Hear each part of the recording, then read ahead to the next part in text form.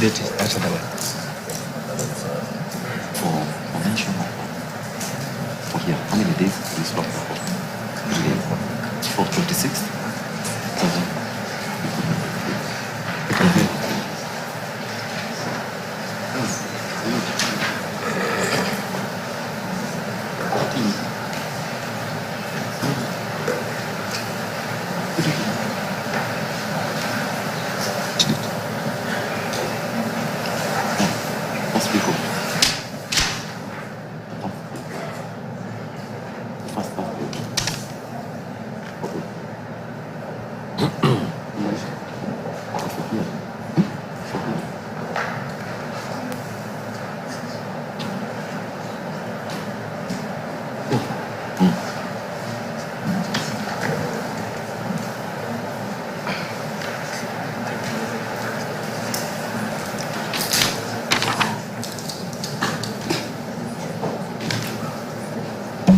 We've given the respondents 7 days to file their responses, if any.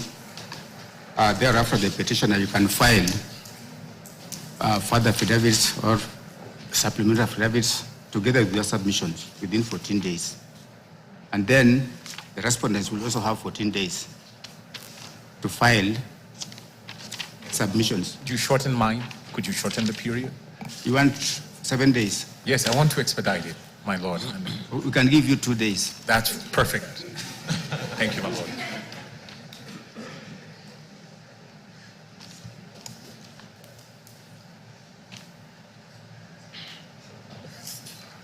So you'll respond within 2 days, but they'll have 14 days to file their submissions.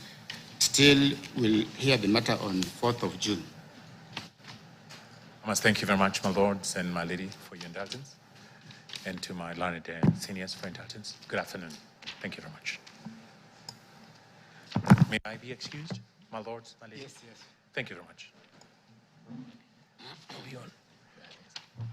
My lords, before we start, I am informed by my learned friend, Mr. Gumbo, and I believe Dr. Thionkolu, that they wish to address the court in respect of an affidavit that was filed yesterday.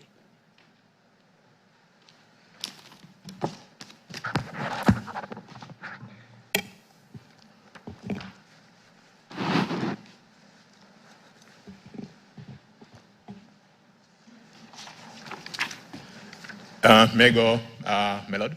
Yes. So, my lords and my lady, my name is Gumbo, once again for the record. As indicated by Professor Gidu, senior counsel leading this team, yesterday in the evening, we were served with the document, an affidavit dated the 28th of April, 2026. The affidavit is sworn by one Dr. Daniel Kibuka Gikonyo. My lords and my lady, this would ordinarily be a preliminary question that we'll be dealing with, but having come, I don't know whether the court has had occasion to see it. The affidavit is dated which day? 28th of April, 2026. Yes. Yes, my lord, I was indicating that this would ordinarily be a preliminary question that we'll be dealing with, but given the potential impact it might have on what we're dealing with, and including the submissions, we think it is sufficiently important for you to render a determination on it. And we say that, my lords and my lady, if you permit me, for the following reasons. Oh, okay.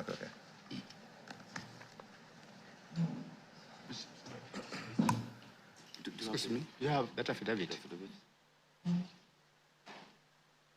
you have the affidavit?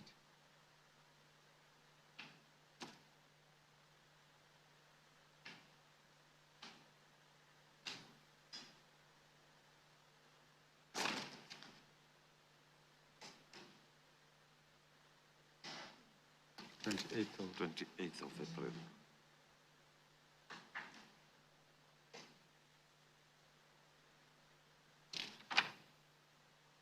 Yes. My lords and my lady, this affidavit, as I indicated, was served on the respondents last evening. my lords and my lady, having had an opportunity to peruse the affidavit, we have taken the view that it impacts on a number of areas of submission that have either already gone onto your records or that may have a bearing on our own submissions. My lords and my lady, this affidavit was filed without the leave of this court.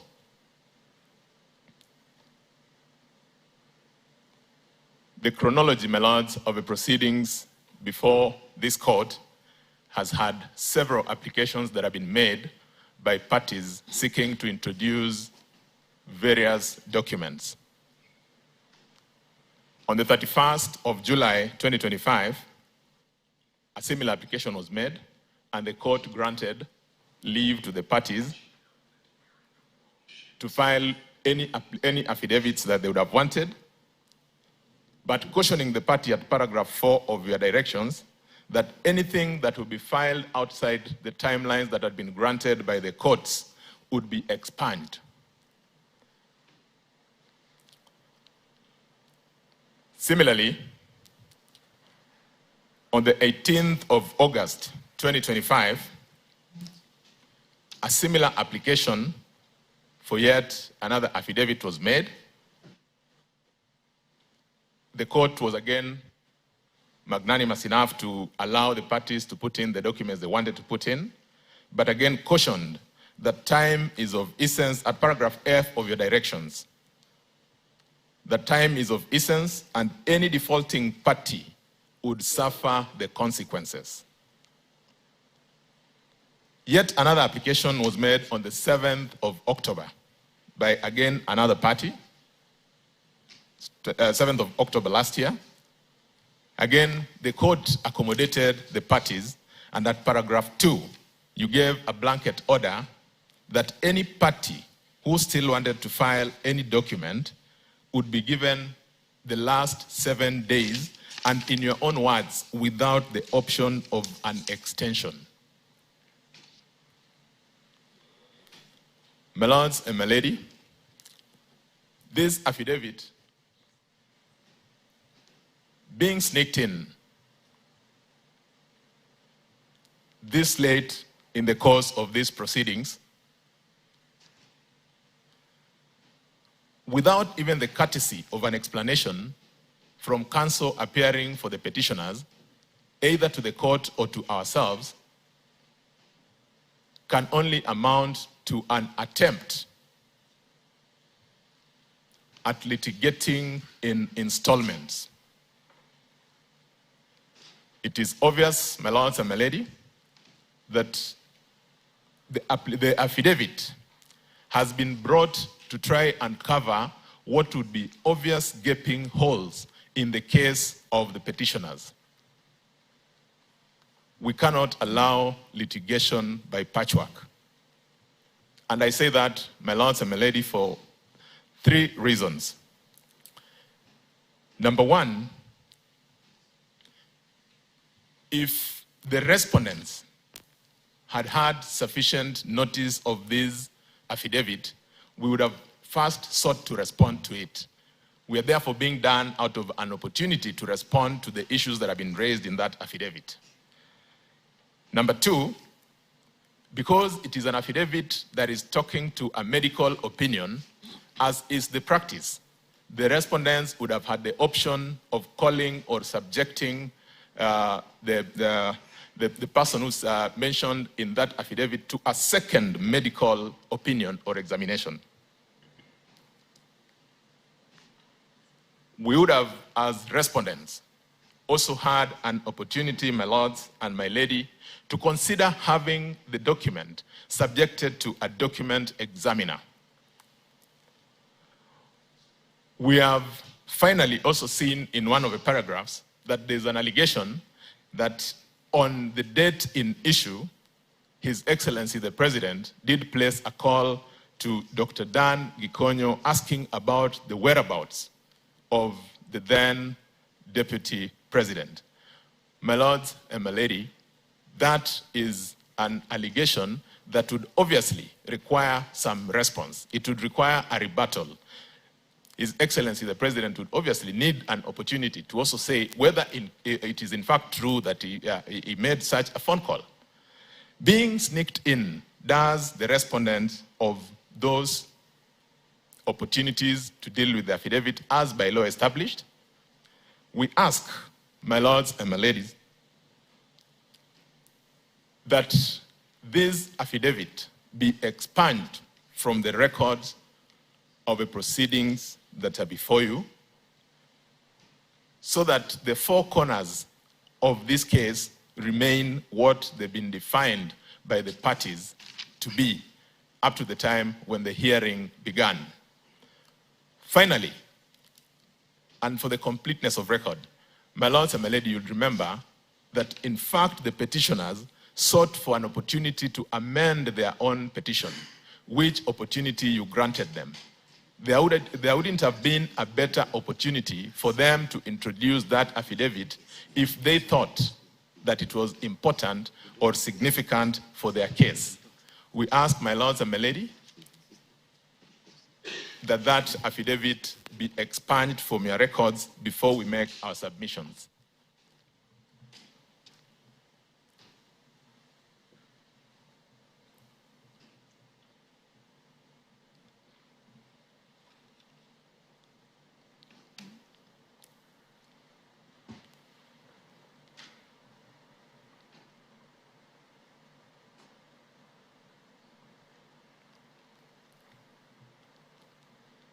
I'm most obliged, madam. We certainly hope that we are not going to open other proceedings which are going to distract us. I will accept submission from you and another submission from one party, but I'm not going to open this for all advocates to start submitting on this issue of affidavit to derail what we are doing today. If you want to respond, we'll give you time to choose one person to respond to this issue, but we are not going to open it and start other proceedings within proceedings. My Lord, my name is Motomi. For the second interested party. Motomi, you are also on this affidavit? Yes. Professor Githu Muigai had told you that we would share the time with Mr. Gumbo to bring the issues why we are asking this affidavit be expunged. So how many parties want to submit on whether or not the affidavit should be expunged? Because I think you should agree with us that we cannot start proceedings within proceedings. Because if every party is going to submit on this affidavit, we are going to take the next 2 hours and we will not proceed the way we had planned to proceed. On the respondent side, I'm directed by our team leader, Professor Githu Muigai, that it's only me and Gumbo who need to address you on the issue. All right. So, my Lord, the request is that this affidavit be expunged from the record for the following reasons. One, this affidavit is filed 1.5 years after the event, and on its face, no explanation is offered why it took 1.5 years for the first petitioner to file this affidavit. Two, that delay is inconsistent with the record because the issue the affidavit deposed to was raised by the respondents more than 1.5 years ago when we responded to this petition. The issue being deposed to was raised, if I give you by way of example, in the affidavit sworn by His Excellency Professor Kithure Kindiki. That affidavit of Kindiki was filed on 20th February 2025, more than a year ago, and that specific issue is covered in paragraph 34 to 42 of the affidavit by His Excellency Professor Kithure Kindiki. For the economy of time, I won't take you through the paragraph of all the other respondents, how they dealt with the issue being deposed to this late. So the million-dollar question, my Lord, is if the issue was raised more than a year ago, why is it being deposed now? Number two, reason number two, it is of course clear this affidavit has been sworn long after the close of pleadings. Number three, it has been filed after missing multiple opportunities that Mr. Gumbo has taken you through, so I don't need to repeat them. Number four, my Lord, we are here so that this honorable court can determine the legality and constitutionality of the decision made by the Senate and the National Assembly. This affidavit speaks to the events at the Senate. The affidavit was not placed before the Senate.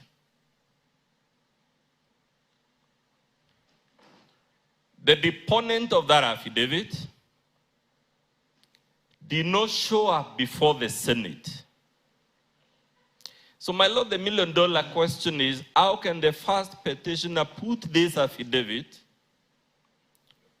for the purpose of inviting you to invalidate what the Senate did when the Senate didn't have the benefit of the evidence purportedly now contained in that affidavit? Can you condemn the Senate for not considering matters that were not placed before it, which are being now deposed to in this affidavit? I'll leave that as one of the issues you will consider.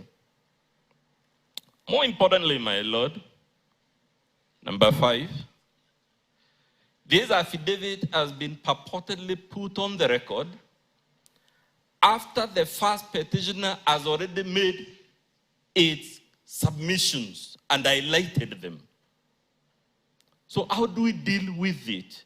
Because we are beyond the stage where now we can reopen the case and start filing rejoin the evidence and counter affidavits. What do we do? It has been made, this affidavit has been placed before you after the first petitioner has closed its submissions.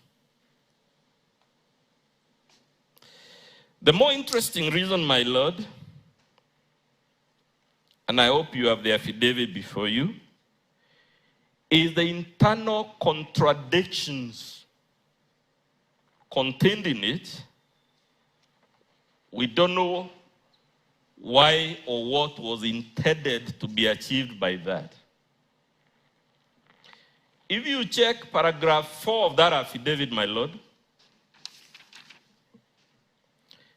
it says the first petitioner was admitted at approximately 3 p.m. And to support that deposition, a document is annexed as Exhibit DG3, which is a machine or system-generated document. My Lord, the beauty with machine or system-generated documents is that they have a timestamp. The machine itself indicates the time when that document was prepared. And if you go to that exhibit DG3, it shows that the first petitioner was admitted at 4:18 p.m. The affidavit says he was admitted at 3 p.m. The attached evidence says it is 4:18 p.m. Even more interesting, my Lord, paragraph 7 of that affidavit says that the first petitioner was admitted for 3 days. And it names those 3 days as 17th to the 20th of October 2024. Again, when you go to the machine-generated document, it says he was admitted on 17th of October 2024 at 4:18 p.m. and he was discharged on the 20th of November, 1:36 p.m. That is 31 days later, more than a month later. So you have the affidavit. The word that Dr. Gikonyo has committed himself is that the first petitioner was admitted for approximately 48 to 72 hours beginning 17th October.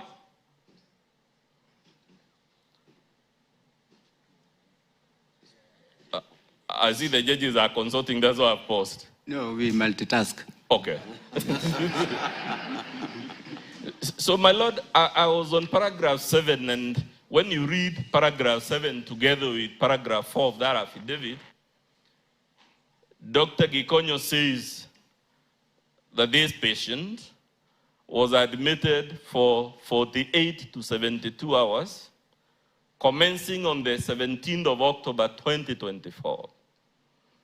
And he has annexed hospital records to prove that, which I told you are system generated.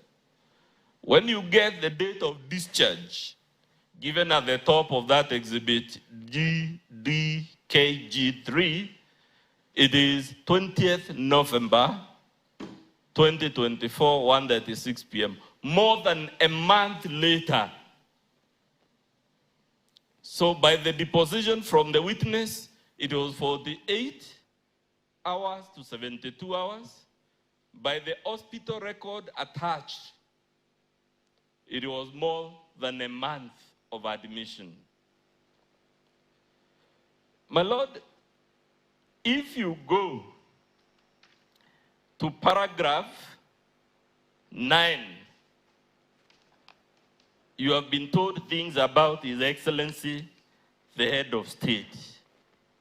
He was not a member of the Senate.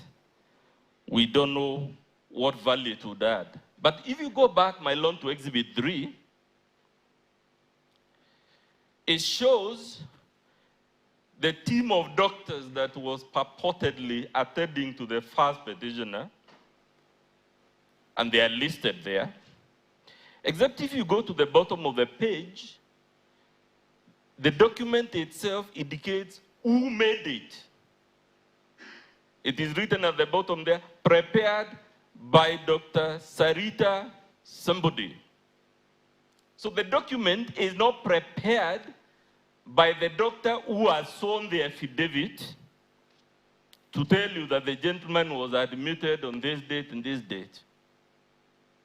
And that doctor is not even indicated on the document as one of the doctors that purportedly attended to him. But even more importantly, still at the bottom, my Lord, that document is prepared on 20th of November, 2024. And specifically at 12:40 p.m., that's what it says at the bottom to the left by Dr. Sarita. However, if you go to the right, extreme right of the bottom, this document is prepared on 20th November, same date, 2024. However, the time now is 12:35 p.m. and 19 seconds. My Lord, I could take all the time we need. If you go, there is another exhibit again. If you go, I don't know the number of the exhibit, but it is signed by that doctor. After exhibit GK3, you skip one leaf, two leaves. It's not paginated, and that's why I'm naming it that way.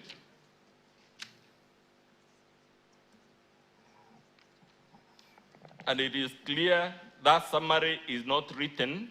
It tells you the summary written by Dr. Sarita for Dr. Gikonyo. Dr. Sarita was not the one on the face of My the Lord, I document. wish to raise an objection because Dr. Thionkulu is taking a lot of time on the contents. The objection was on admissibility of the affidavit.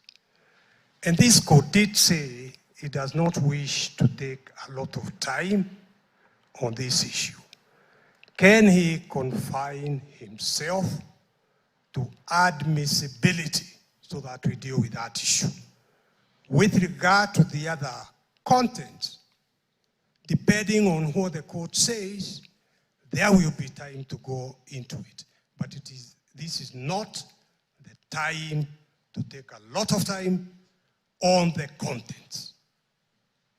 My Lord, the only reason I'm doing this is I'm conscious under ordinary rules of procedure and given the stage at which this document was introduced, I might have no other opportunity as if it is admitted unless we are reopening this case so that the first petitioner can now make new submissions on this document. We file perhaps our own counter doctor's reports and whatnot. And I'm about to finish anyway, my Lord. So I beg you allow me to sum up. I was about to tell you, my Lord, that from the document on its face, it is not even clear that the patient being described there is the first petitioner, because the patient name is given as Mr. R.G. No identity in the form of an ID number given, no identity in the form of a passport number. In this country, we identify people by their name, by their national identity card number, and if they have a travel passport. So, my Lord, unless someone is God, because we are told God is all-knowing, there is no way of knowing on its face, even if we were to assume there is a genuine document, that the patient being described there is indeed the first petitioner. And in summary, my Lord, we are saying this document has been introduced too late after missing too many opportunities. It was not before the makers of the decision challenged before you, so we don't know what could be its value, because you're reviewing decisions made by National Assembly and Senate, and we are saying, on its face, without even serious scrutiny, it is actually of zero evidential value, and there must be a limit, my Lord. Even though Mr. Gumbo has told you the multiple occasions on which you have indulged the parties, it cannot be like the classic camel that kept saying, let me put the head, the neck, and whatever. And if we go this route, I won't be surprised that when you reserve your judgment, there will still be new filings from the parties, and the process will be circuitous and unending. For those reasons, my Lord, we beg you. This is a joke. Let's treat it for what it is. My Lord, if I may, for the Senate. Mr. Agenda, we say that we don't want to prolong these processes. It has been said, no, you as the proponents, you should also just wait for what we will, a decision which we'll make.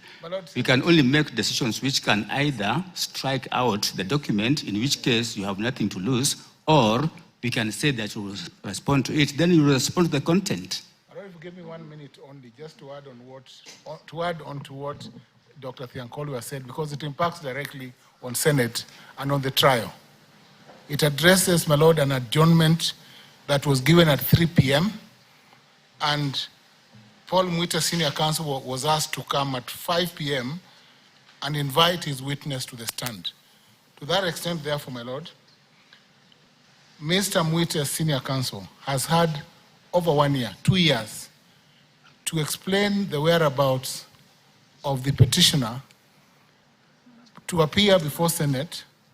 And my Lord, it is surprising that this affidavit comes almost 2 years after the adjournment by Senate on the 17th of October 2024. That is what I want to add, my Lord. My Lord, this affidavit is grossly prejudicial to the third and fourth respondents.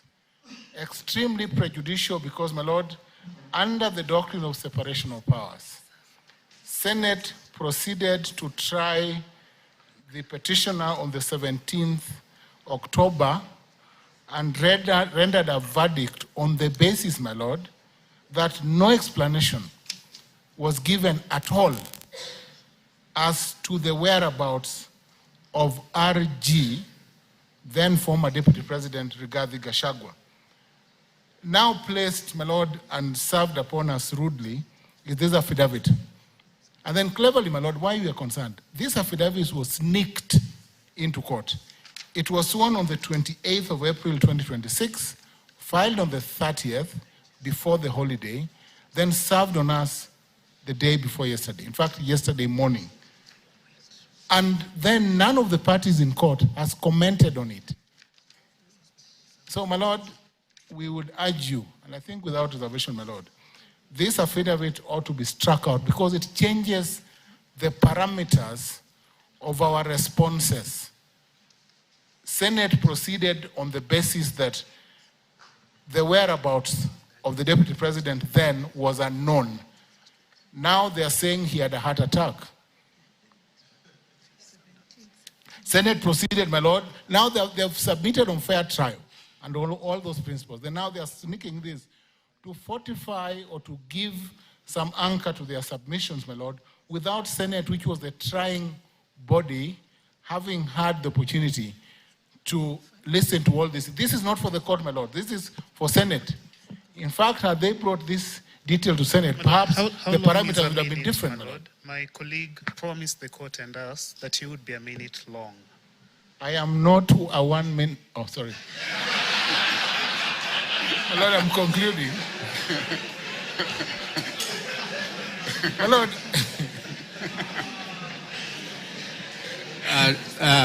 Agenda, can you proceed and conclude your sentence, the logical conclusion? Yes. What did you mean? Yes, no, my Lord. You are not conclude the sentence. You know, my Lord, I'm saying that I am not a 1 minute man. I submit with vigor and I cite decisions, my Lord. I'm a serious counsel. Yes, my Lord, finally, the detail of the time spent in Senate negates the submissions by learned senior counsel Paul Mwite to Senate. He did not know where the Deputy President was on the 17th. He did not make contact. Here we have Dr. Gikonyo swearing an affidavit to state that the Deputy President then was admitted for over a month. These are issues for cross-examination. And if the court allows this affidavit, my Lord, you will invite parties to summon or to apply to someone, Dr. Gikonyo, to come to court and be examined or cross-examined on this embarrassing affidavit. I think they made a mistake on the dates. I think in trying to make this affidavit, I think they probably just made them 2 days ago. They made a mistake to show, my Lord, that he took about a month in Austria when they refer to 3 days. These are embarrassing things. The only way to save Dr. Gikonyo and everyone here is to strike out this affidavit. Thank you, my Lord.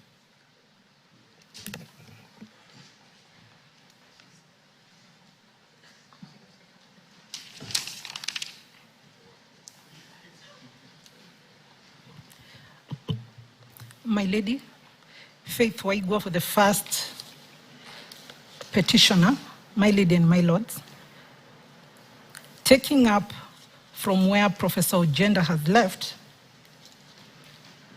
I'll be addressing you on the admissibility of this particular affidavit sworn by Dr. Gikonyo on the 28th of April 2026, but on its contents and the weight of the contents of that particular affidavit, we are amenable to the cross-examination of Dr. Gikonyo, who can then substantiate what he's deponed to in his affidavit. And I'll proceed, my lords and my lady. We begin by clarifying what the impugned affidavit is and is not. One, it is not an attempt to introduce new evidence or to reopen the first petitioner's case. It is a corroborative affidavit just to confirm factual matters that have been pleaded by the first petitioner and which matters form part of the record before this court. My lords and my lady, the circumstances of the first petitioner's medical condition are not novel. They are documented across the record before this honorable court. And allow me to point out where this is found. They appear in, and this is very important, paragraph 72 at page 15, paragraph 100 at page 28, and the remedy enumerated as G at page 36 of the first petitioner's further amended petition dated 13th August 2025. They are also found in paragraph 20 at page 12 of the first petitioner's affidavit in support of the petition sworn on 18th October 2024. And the last two areas where it is found is the most crucial areas, and this is paragraph 4 at page 2 of the first petitioner's supplementary affidavit in support of the petition sworn on 27th October 2024, and paragraph 241 at page 81 of the second and seventh respondents' written submissions dated 17th September 2025. And at the portal, it seems they were actually filed on 24th April 2026. This is the National Assembly. And that's Mr. Gumbo's client. So they were also out of time. Lastly, the medical condition of the first petitioner is also addressed at page 6 to 21 of the Hansard of the Senate plenary sitting held on 17th October 2024 from 2:30 p.m. And it's referred to as Annexure JN10 to the third and fourth respondents replying affidavit sworn by Jeremiah Nyegenye on 21st October. Of particular importance are two documents, my lords and my lady. This is paragraph 4 of the first petitioner's supplementary affidavit in support of the petition, where the petitioner himself did not only depose to his hospitalization, but also provided a link to his doctor's media interview confirming his condition. And I will read that particular paragraph. I'm trying to demonstrate there's nothing new that is being introduced by this particular affidavit. It reads, on 17th October 2024, at the second day of hearings, I fell ill and was rushed to hospital for urgent medical treatment. In the most unfortunate turn of events, the Senate proceeded in my absence and voted to impeach me on 5 counts. Then he indicates a link and proceeds to state, here too is a link with my doctor's media interview after my hospitalization, marked as RG1. Basically, the evidence or the facts being deponed to are part of the record, my lords and my lady. They are not new. They were only in form of media, in media form. Now, they're being brought on board under oath. That's the difference, my lords and my lady.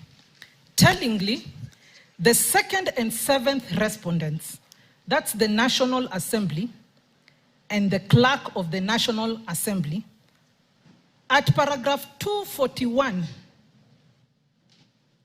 which is at page 81 of their written submissions, which were filed late, state as follows. They admit to date, the only material available relating to the first petitioner's alleged illness and incapacity is Dr. Gikonyo's address to the media at Karen Hospital. Again, this evidence is in media form. The only thing that is being brought on board is under oath. My lady and my lords, this admission is critical by the National Assembly, who has actually raised an objection to the admissibility of this affidavit. It confirms the issue of the first petitioner's illness has always been central and to some extent contested in this petition. 2, that Dr. Gikonyo's account has always been part of the evidentiary narrative in this petition, albeit previously in media form. Therefore, the impugned affidavit does nothing more than place the same evidence and facts before this honorable court in proper sworn form. It does not alter the petition's substance. It does not introduce new issues, and it does not expand the scope of the petition. We invite this honorable court to take judicial notice of matters of public notoriety. The first petitioner's medical condition at the material time on 17th October 2024 was not a private or concealed matter. I wish we would deal with admissibility rather than the content. Yes, that's where I'm headed to, my lord, if you may allow me, please. Kindly. Sincerely, we didn't expect that we will be taking too much time on this issue. We also can make a determination on this issue. We can. So let us make submissions which is helpful. Going to the content of this affidavit actually serves no purpose. My lord, I was simply demonstrating why we need to... Which I think you have done very well. Okay, my lord, the law is settled that this honorable court retains wide discretion to admit affidavits even at an advanced stage of proceedings, provided that the ends of justice so require and no prejudice is occasioned. And I won't go to the case law, the specific details of the case law, but allow me to quote ENK versus JNK 2013 EKLR, which was a High Court decision. Further, the High Court held that mitigation of prejudice would be in awarding costs and allowing the other party to be heard, rather than excluding the material. Therefore, my lord, timing alone is not decisive, and we invite the honorable court to interrogate whether the material placed before it is necessary, which we do affirm that it is necessary, and the opposing party, and whether the opposing party suffers any real prejudice by admitting such material where there is no new issues being introduced. My Lord, I'll demonstrate why no prejudice can credibly be claimed by the respondents. First, they have not submitted before you, my Lord. They will have ample time to submit on this affidavit. They can interrogate its weight, its probative value, to the extent they wish to address the contents of the affidavit. Two, while they are not suffering any prejudice, they retain their procedural right to seek leave, to respond, challenge, or rebut the impugned affidavit, including cross-examining the deponent of this particular affidavit, who is Dr. Gikonyo. And again, if they do convince you that there are new issues, which we totally deny. Thirdly, my lords and my lady, the impugned affidavit does not ambush them with new issues, and I will not belabor on that. In contrast, the first petitioner will suffer real and substantial prejudice if this affidavit is excluded. It would deny this honorable court the benefit of material that strengthens the credibility of the facts that are already in issue. And I'll invite the court to look at Salim Vaji versus Attorney General and three others. Again, it's a High Court decision. In conclusion, my Lord, Article 159 2D, from which the oxygen principle is coined, commands that justice shall be administered without undue regard to procedural technicalities. We submit that this provision is just not ornamental, but a substantive directive requiring this honorable court to prioritize substantive justice. My Lord, we are going to quote Nicholas Kipto Arab Korir. This is a Court of Appeal decision. Nicholas Kipto Arab Korir Salat versus the IEBC, where the jurisprudence of our court has consistently emphasized the procedural rules are handmaidens of justice, not its mistress. Finally, on balancing the right to a fair hearing, admitting the impugned affidavit will not compromise the respondents or interested parties or any other party's rights. It will not curtail their opportunity to respond because they have not submitted as yet. It will not distort any procedural equilibrium. My Lord, I wish to draw your attention to the conduct of the respondents, and the National Assembly being one of them.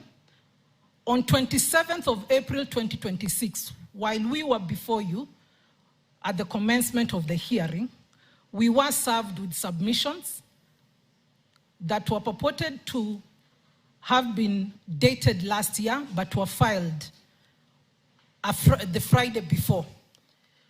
The first and 8th respondents, their written submissions were dated 20th April 2026. They were late. The 3rd and 4th respondents, their written submissions dated 24th April 2026 were late equally. I have already demonstrated that the National Assembly submissions were equally late. In these circumstances, it would be inequitable to permit them to rely on procedural rigidity to exclude the first petitioner's affidavit.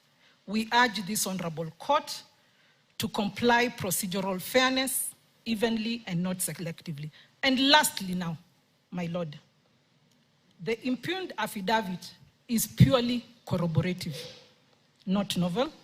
The respondents and interested parties will suffer no prejudice by its admission because they have not submitted and they have a right to reply. In contrast, there would be clear prejudice to the first petitioner if the impugned affidavit is excluded. The respondents themselves have acknowledged the centrality of Dr. Gikonyo's account, and we are amenable to the doctor being cross-examined. The Constitution enjoins this honorable court to prioritize substantive justice over procedural technicalities. And finally, established jurisprudence fully supports the admission of the impugned affidavit material in the interest of justice. We therefore respectfully urge and pray to you that you dismiss the objection and humbly request for leave to admit the affidavit sworn by Dr. Gikonyo on 28 April 2026 on record in the interest of justice. I'm much obliged.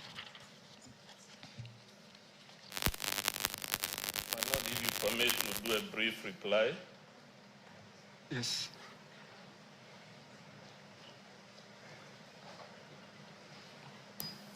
Let the record show I wasn't going to speak about the affidavit. I was going to start my submissions. My Lord, it is misleading to say this affidavit is corroborative. The meaning of corroboration is evidence that supports evidence already on the record that is itself admissible.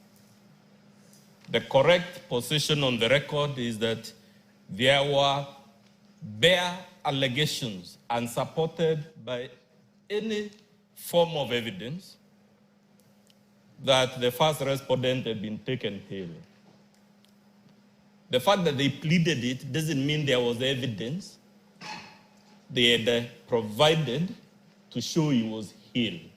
Therefore, it is not correct to describe this affidavit as corroborative, because they would have to show you the evidence that was already on the record that this affidavit is corroborating.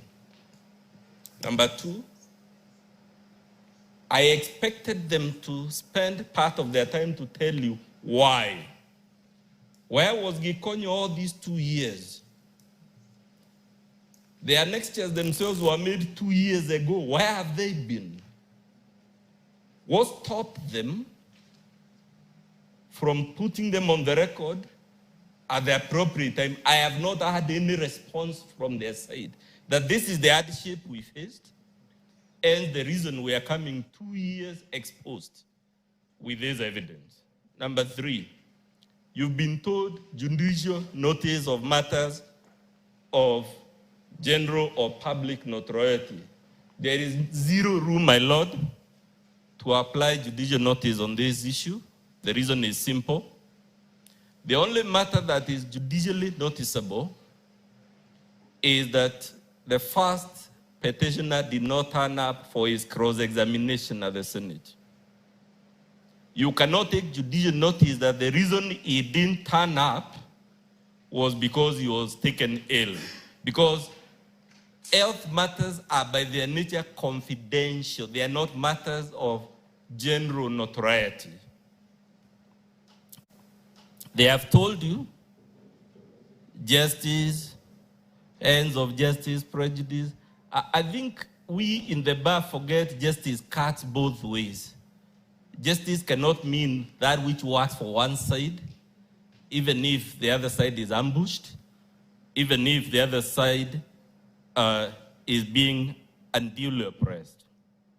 We will, of course, suffer the prejudice, and the prejudice is this. The evidence, because an affidavit is evidence, the evidence now sought to be introduced was not before the Senate. Yet you're being given that evidence so that you can condemn the Senate for doing what it did. There is clear prejudice to the respondents. You have been told Article 159(2)(d). In the medical world, when I was a little boy, my Lord, there was a concept they used to call broad spectrum drugs, that if you didn't know what was ailing you, just took it to clear mosho moja. And the Supreme Court has held, unfortunately I don't have the citation with me, that Article 159(2)(d) is not the tool for whitewashing all lapses of diligence, all lapses of seriousness on the part of litigants and their representatives. You have been told because some respondents filed submissions late, therefore they cannot be heard to complain. We are comparing apples and oranges, my lord. An affidavit is evidence. Submissions are just arguments. In fact, it doesn't matter whether submissions are made or not. So nothing really turns. We are comparing two things that are of very different species. And for that reason, nothing turns on that submission. Therefore, we still urge you, as humbly as we can, my lord, that there is no other proper way to deal with this affidavit except to strike it out. Thank you, my lord.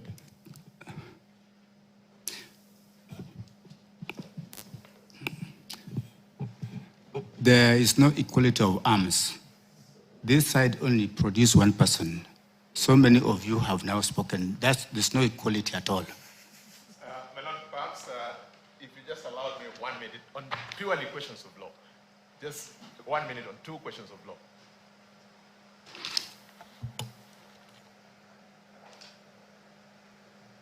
My lords and my lady, 2 issues. What is before you is the question as to whether the petitioners sought your leave to present the document that they presented. It is clear from what they've argued before you, they didn't have leave.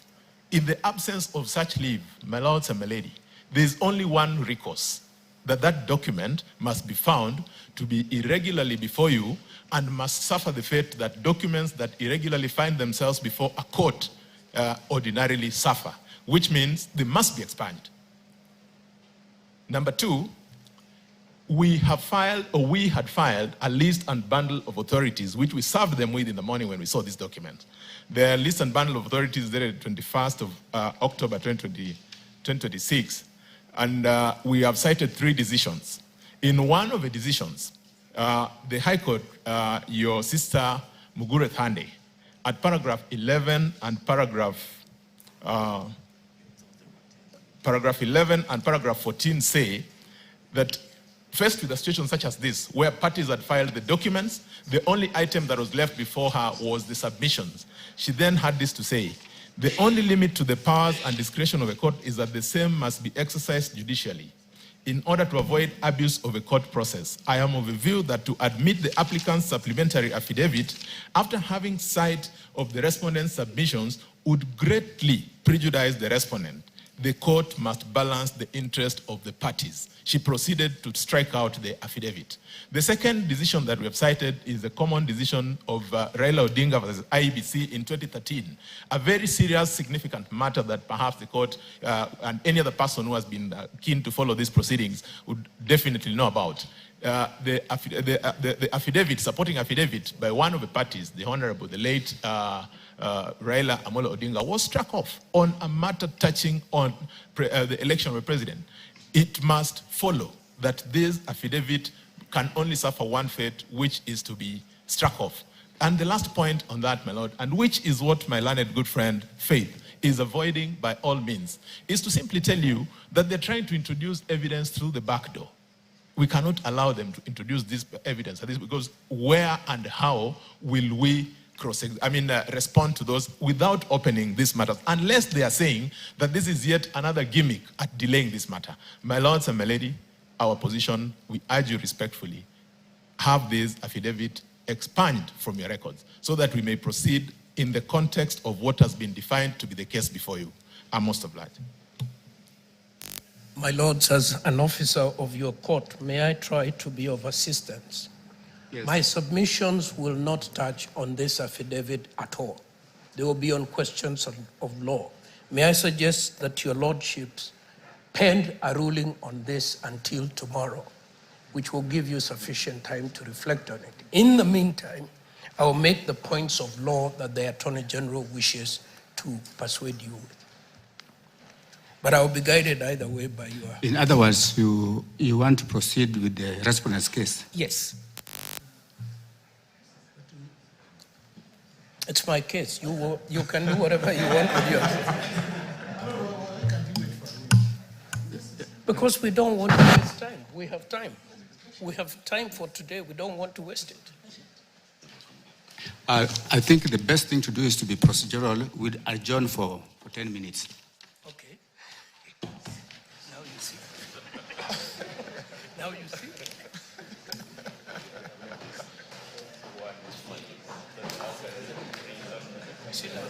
Senior counsel.